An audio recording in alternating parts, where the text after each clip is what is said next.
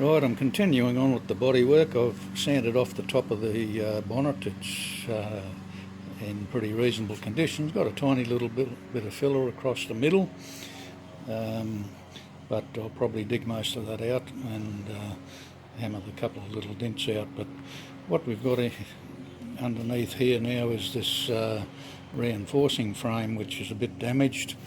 As you can see there, it's kicked up and it's probably the best part of 3/4 of an inch up off the bonnet proper. Same over this side, you can see where it's kinked up.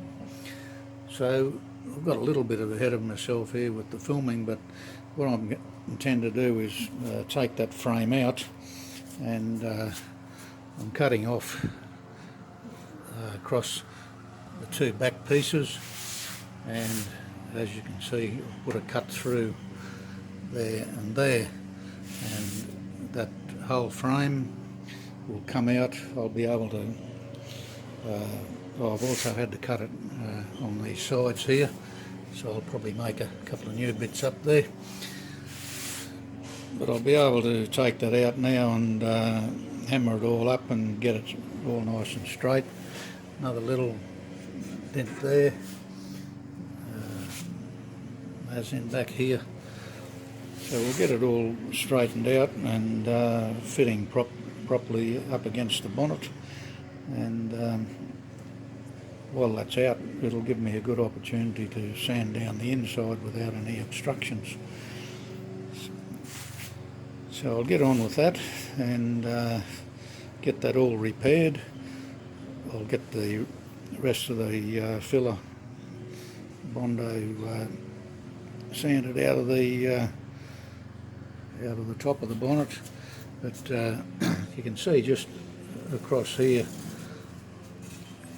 there's some tiny little dents there that have been overfilled, so I'll hammer those out.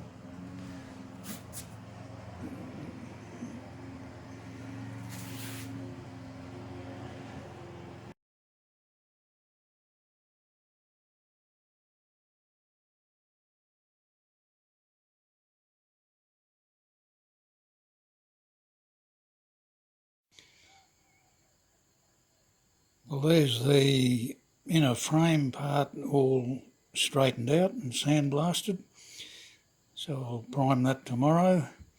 I've got the bonnet sanded down, those few little dents knocked out as best I can, so we'll put a bit of primer on that tomorrow as well. Yeah, that's the underside of the bonnet. That's all sanded now. The creases that were through there, I've managed to tap them out a bit. Maybe a little bit more work there, might be a little bit high there, and got it all sandblasted, so that's all going to get primed tomorrow as well. So fair bit of work in that actually. By the time you get down through that old epoxy primer, which was pretty hard, with the sander, I didn't want to muck around with paint stripper, it gets a bit messy, so I took the long option. But there it is, and the other side still with a little bit of primer there to come off, but yeah, it's all come up pretty good. Seems to get a little bit low down through there, but a little bit high there, but might have to put a shrink or two in that. But anyway, we'll work on that in the near future and get that all looking good. In the camera it looks really high through there, but it's not. It's just an optical illusion, maybe because that's all sanded and there's a bit of primer still left on the other, but all in all the bonnet's in pretty good order. So there you have that. I'll put some primer on that tomorrow and give you a look at that when that's done. Well, I've got the thing all sanded out under there now and an etch primer put on there.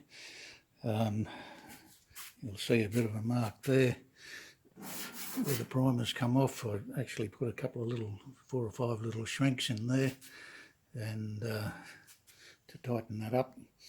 But other than that, it's all come up pretty well.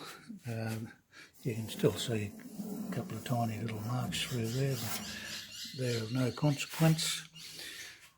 What I'm thinking of with this is possibly putting some of that textured finish in there, the stone deadener come body deadener type stuff. I'm in 2 minds of it at the moment because the factory didn't have it, but it may quieten down that tappet noise of the engine a little bit, which I'll find a little bit annoying.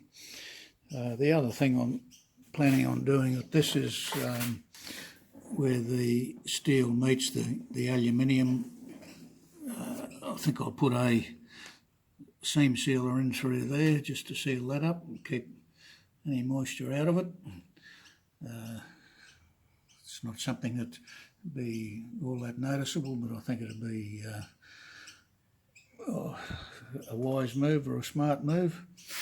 So yeah, well, I'm going to put some primer on that now and cover that up.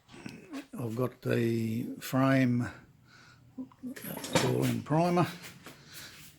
Got that sitting up here. That's all done.